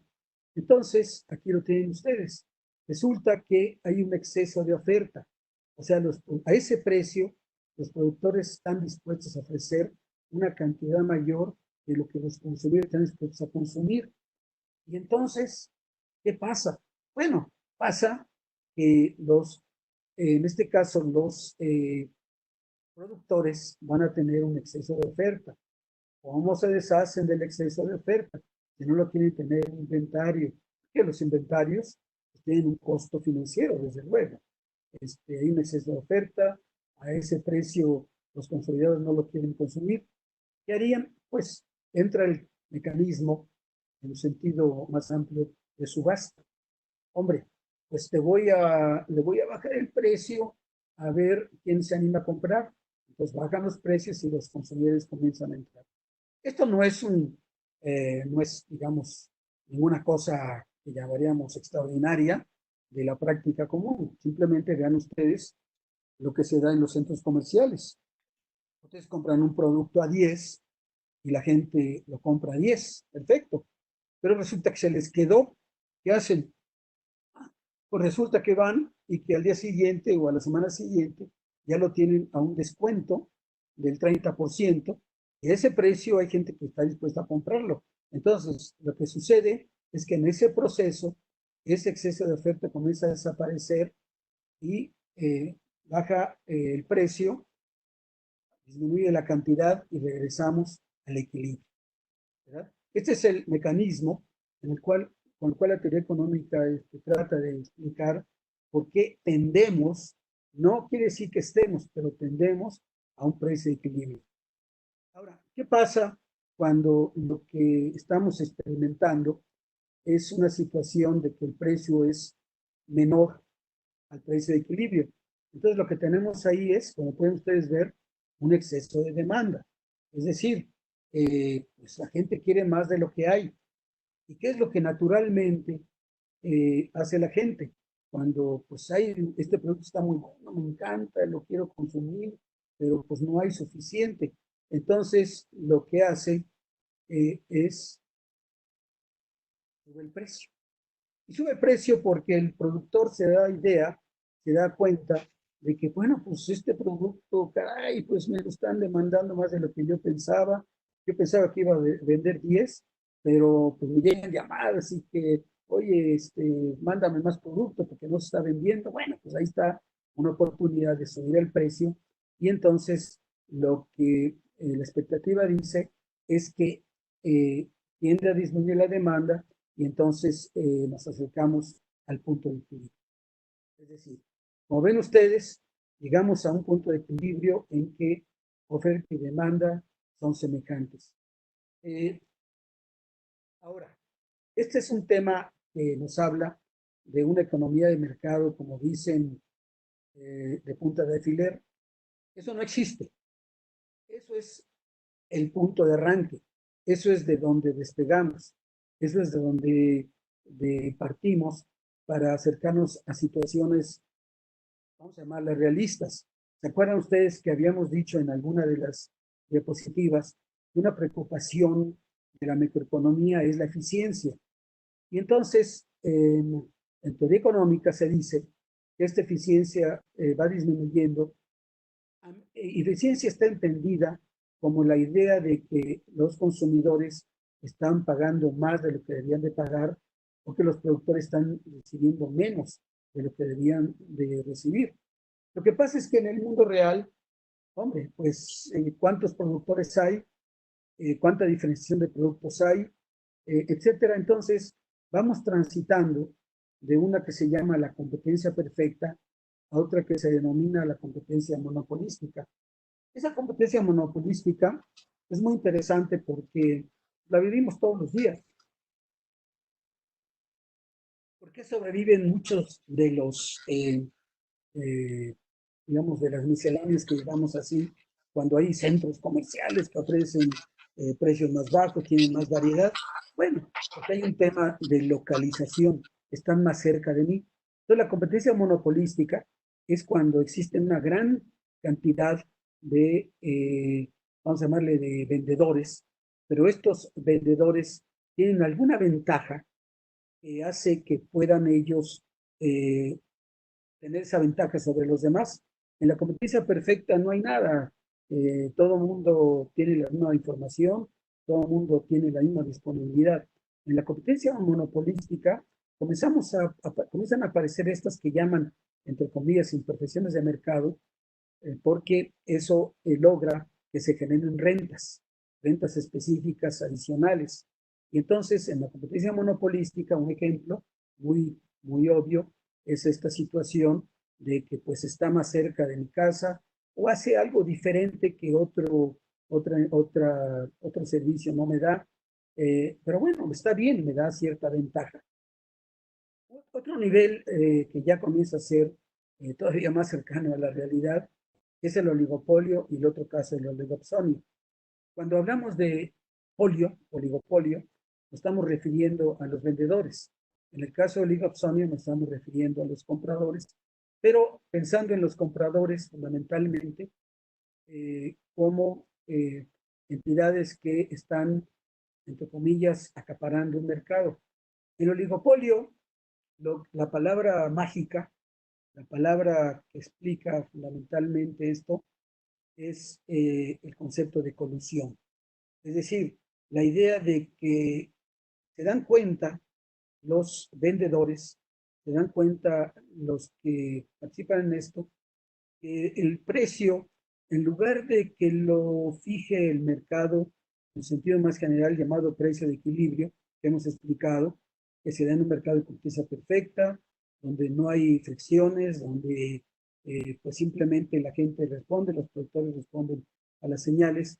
Dicen, pues sí, pero no, porque yo creo que si nos unimos y nos ponemos de acuerdo y estamos todos los que estamos en el sector, pues podemos fijar el precio que nos convenga. Y bueno, que lo estamos viviendo, desde luego, en el caso del petróleo, ¿verdad? Ahí tenemos una situación de un oligopolio, ¿verdad? Le llaman, hay acuerdos de muy diferente naturaleza que corresponden a situaciones en que se da o que, y mucho tiene que ver cómo fijamos el precio.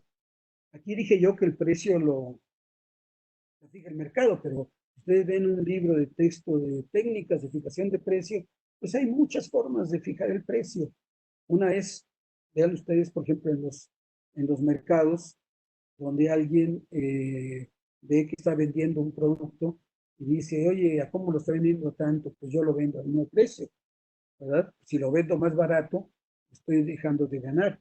Si lo vendo más caro que lo que hace el que está en el puestecito de al lado, pues entonces no voy a vender. Entonces, en esos casos, el precio se puede fijar de muchas maneras. Por el, la que sería más eficiente porque el mercado lo determine, la otra porque simplemente veamos que el vecino lo tiene, y otras formas que existen para fijación de precios.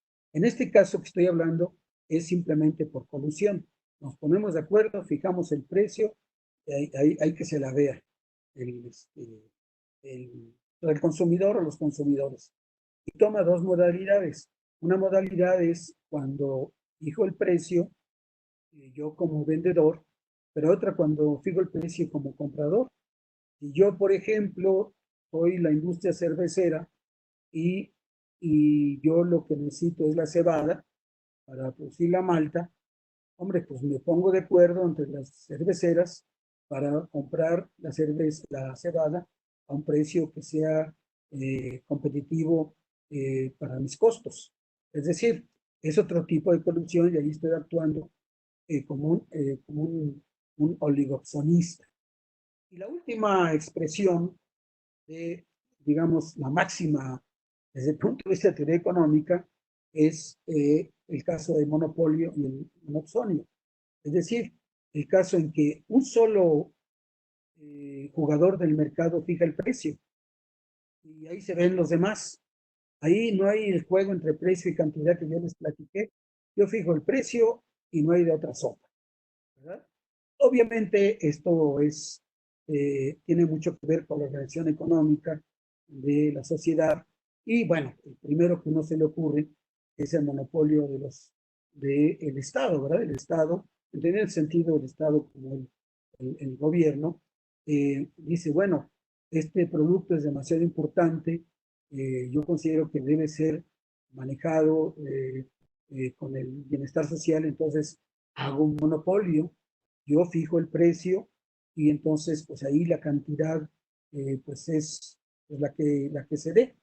Esto se da mucho en lo que le llaman los servicios públicos, es decir, la electricidad, el teléfono, el petróleo, etcétera.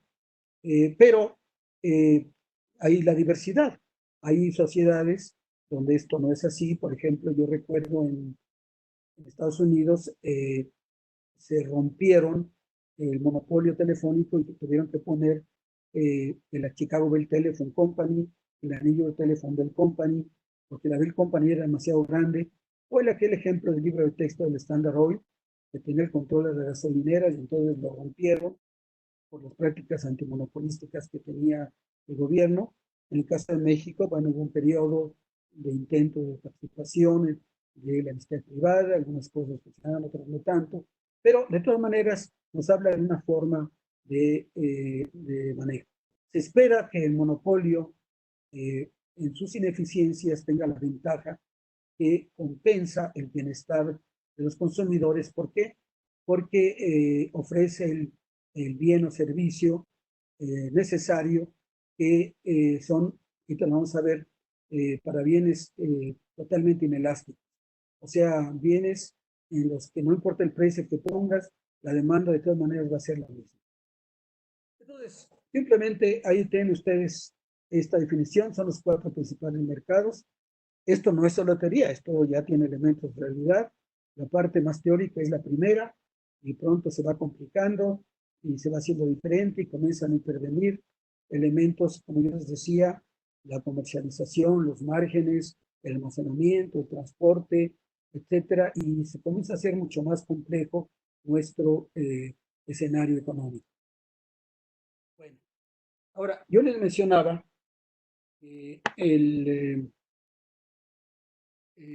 la idea esta de los monopolios tiene que ver mucho con la respuesta que tengan los consumidores con respecto al bien o servicio que se ofrece. En teoría económica, esto se le llama elasticidad. Hay elasticidad de demanda y hay elasticidad de oferta. Y los dos miden más o menos lo mismo. Lo que nos están midiendo es, oye, te cambio el precio, ¿cómo respondes a la cantidad consumida? Oye, te cambio el precio de a lo que te vendo algo, vas a producir más o vas a consumir más o vas a consumir menos. O, por ejemplo, en el caso de la oferta, va a cambiar el precio porque hay algún tipo de restricción, voy a producir más, voy a producir menos. Esto que está aquí es lo que está atrás de esta curva que les puse. Ahí está. Ahí está.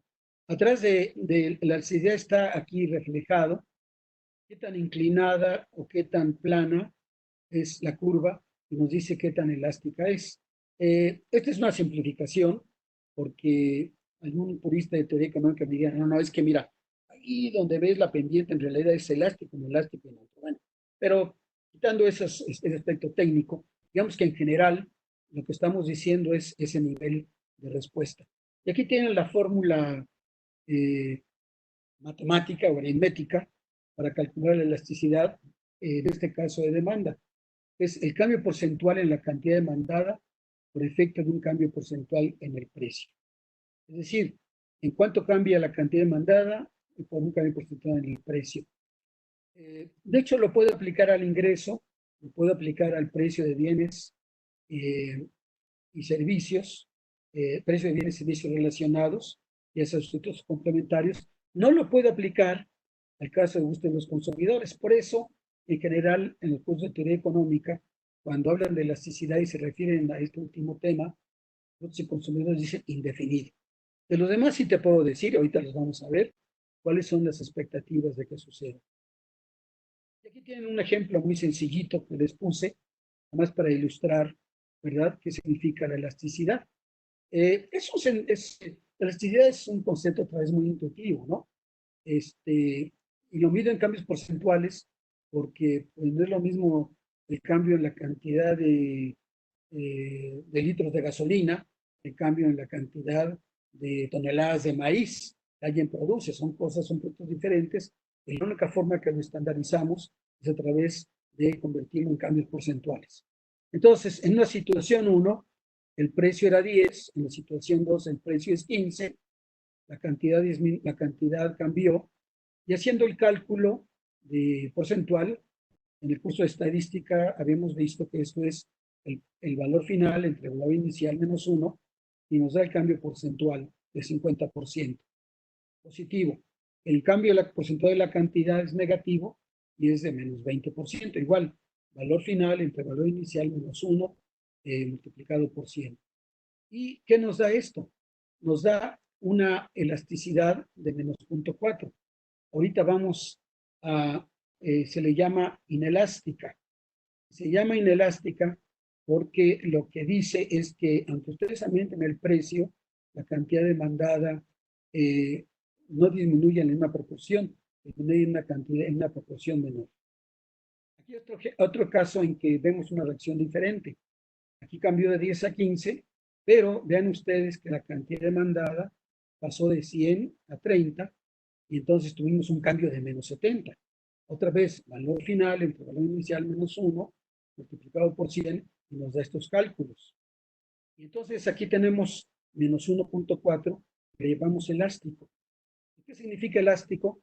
Significa que si vas a cambiar el precio, cuidado, porque en tu producto o en tu servicio la gente sí lo va a dejar de consumir. ¿Por qué? Porque tiene otras opciones. En el caso de que sea inelástico, ¿por qué lo deja de consumir? Porque no tiene muchas opciones.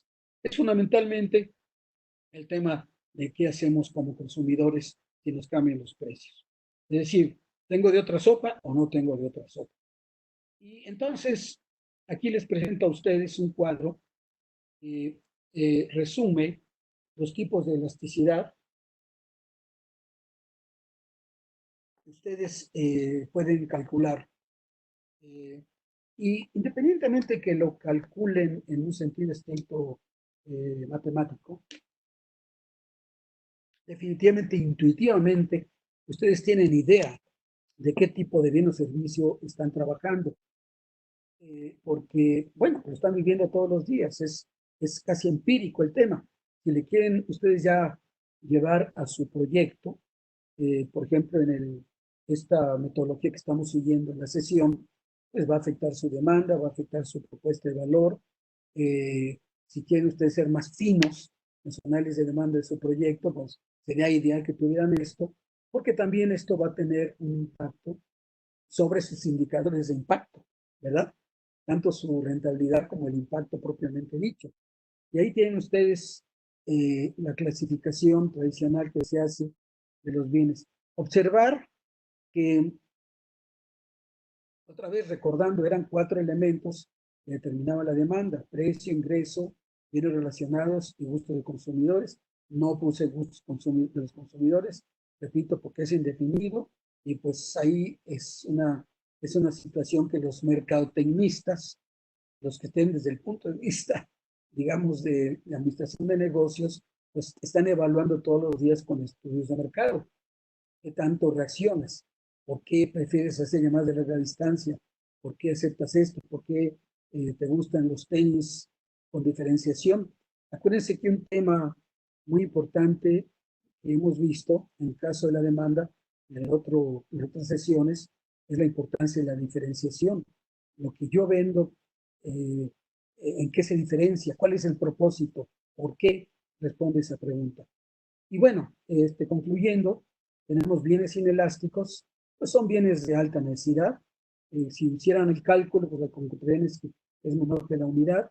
De hecho, ahí el 1 es negativo, no lo puse para no complicar la gráfica, pero esencialmente, si es, por ejemplo, menos 0.4, pues es inelástico, pero ¿cuál quiere decir? Que es muy necesario. Entonces, el extremo de bienes inelásticos pues son los servicios, pues no podemos vivir sin luz, no podemos vivir sin sistemas de comunicación. Entonces, como son tan inelásticos, tan necesarios, entonces, desde el punto de vista, supone una cierta forma de intervención, sino para controlarlo, por lo menos para limitarlo y acotarlo. Elástico, pues se trata de bienes en los que efectivamente cambia, la gente reacciona fuertemente. Bienes elásticos, por ejemplo, son, cuando es mayor que -1, es cuando están ustedes enfrentando situaciones, digamos, de bienes de lujo, etc. Ahora, elasticidad de ingreso, un bien es superior cuando es mayor que 1. ¿Qué quiere decir que es mayor que 1? Quiere decir que si les cambian ustedes el ingreso, habíamos hablado de que afecta el ingreso. Si sube el ingreso, voy a consumir más del bien, pero más que proporcionalmente lo que subió el ingreso, bueno, se ha demostrado que en los países en los que va creciendo el ingreso, la gente consume cada vez más carne, cambia su dieta y entonces se le considera como un bien superior. Un bien inferior, por ejemplo, puede ser la tortilla, ¿verdad? En el sentido de que, bueno, si el bien es, si aumento el ingreso, originalmente, las capas de más ingresos dejaban de consumir tortillas. Ya no, porque los gustos de los consumidores han modificado y resulta que, pues, caray, pues ahora resulta que es casi un producto de nostalgia, ¿verdad? Nos regresa a nuestros orígenes y entonces ya no necesariamente es un bien inferior. Pero pues hay bienes, otro ejemplo que se daba mucho antes eran los frijoles, ¿verdad?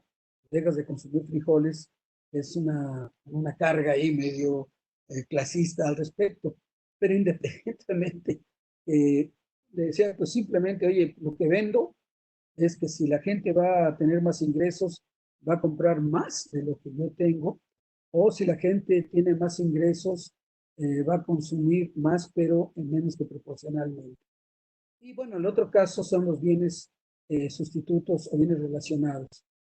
Eh, no voy a ir a profundidad sobre esto, pero ahí lo tienen ustedes, lo pueden ver ya en su, posteriormente esta presentación estará a su disposición, ¿verdad? Para que pues la vean con detalle. Es simplemente estar rascando algunos elementos fundamentales al respecto. La próxima sesión vamos a entrar en macroeconomía y ya vamos a hablar sobre teoría económica con incertidumbre. Déjenme entonces simplemente hacer un resumen de todo lo que hemos dicho y qué serían los elementos que desde nuestra perspectiva son, pienso yo, más rescatables de lo que les quisimos plantear. La primera, pues la idea de que ya dijimos que estamos en un periodo de alta incertidumbre y repito, es una incertidumbre diferente porque es una incertidumbre en que se nos hace muy difícil identificar la probabilidad de lo que va a suceder. Sí tenemos instrumentos, pero la información no es suficiente. Tenemos el impacto y a veces no tanto.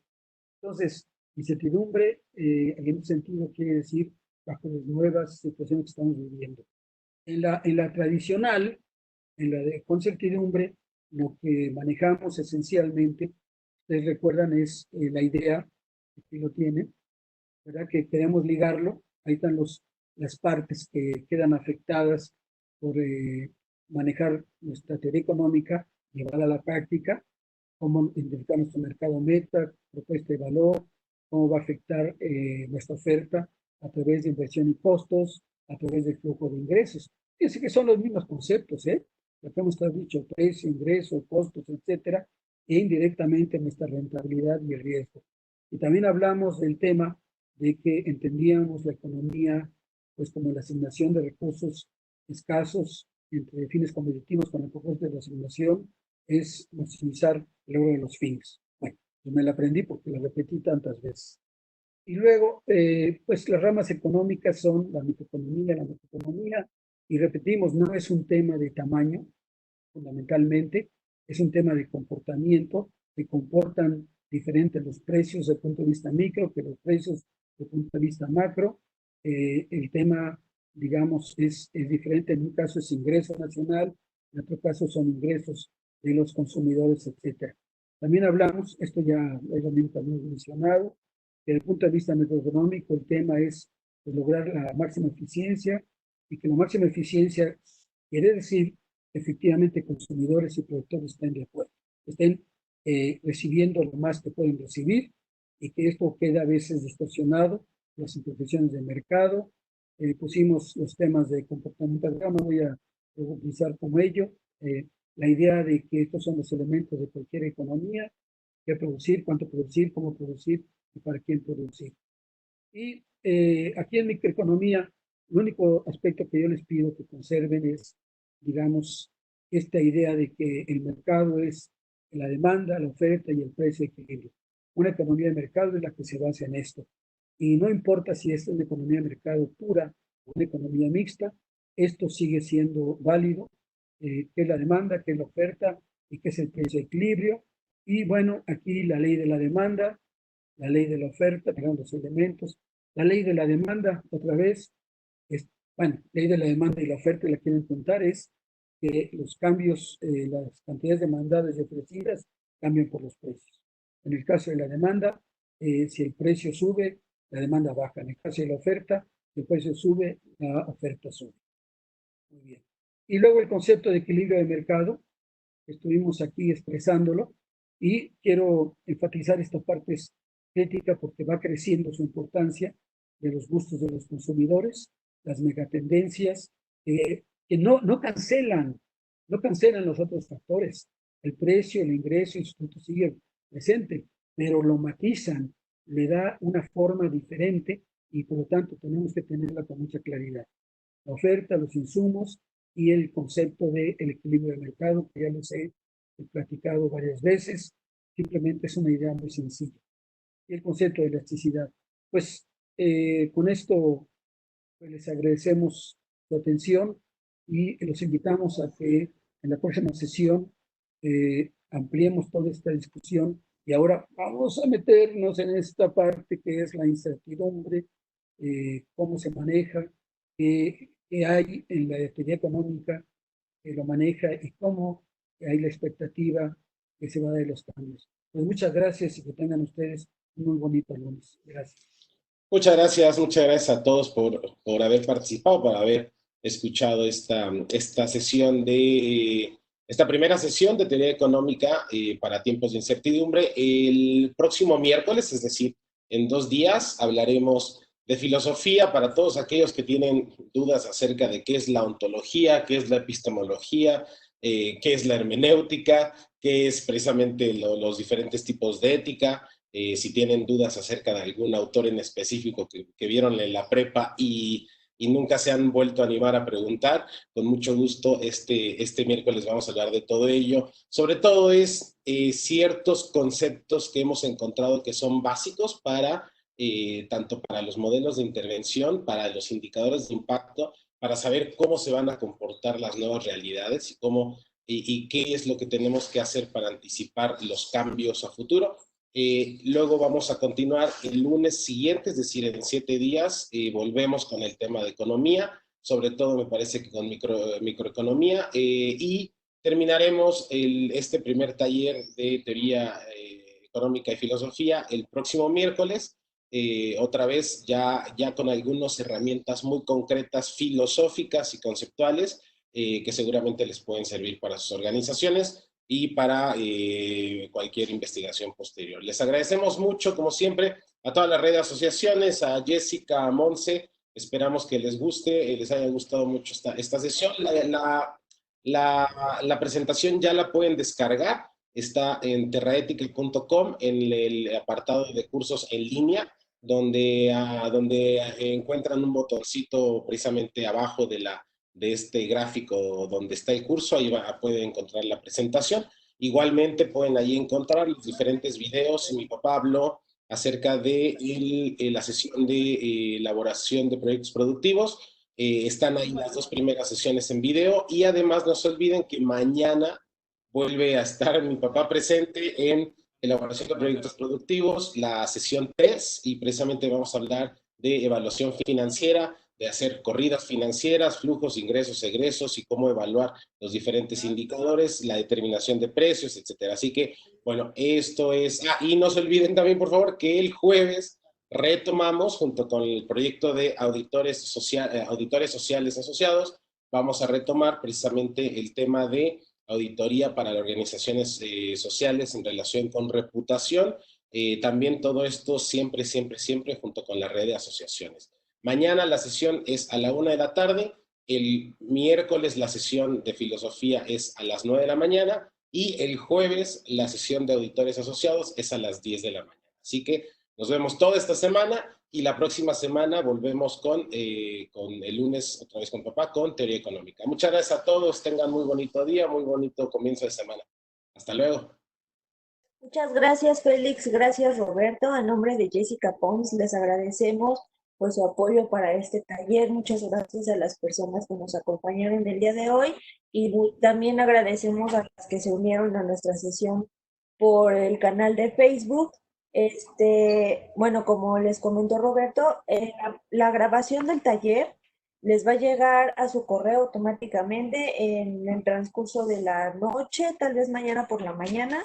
Y bueno, la presentación la van a poder descargar en la página de Terraética, como indicaron, y también pueden consultar la sesión del taller en la página de la red, de nuestra sección de capacitaciones. Estaremos subiendo el video en el transcurso de la semana. Los invitamos nuevamente a los demás, a las otras capacitaciones que tenemos junto con ellos y con otros aliados. Y pues agradecemos nuevamente su participación y que tengan excelente día. Muchas gracias, muy buen día. Hasta luego a todos.